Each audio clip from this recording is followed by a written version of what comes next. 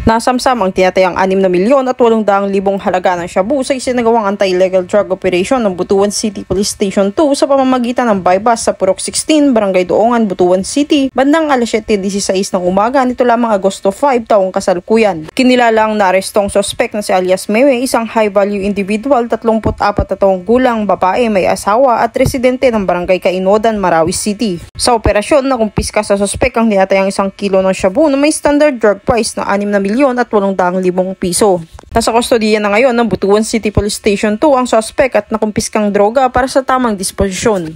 Ang pagkasamsam ng Butuan PNP ng milyong halaga ng droga ay isang malaking tagumpay para sa law enforcement agency sa Pilipinas na nagpapakita ng tunay na dedikasyon at kahusayan sa paglaban kontra ilegal na droga na isa sa pangunahing problema sa bansa tungo sa isang ligtas na bagong Pilipinas.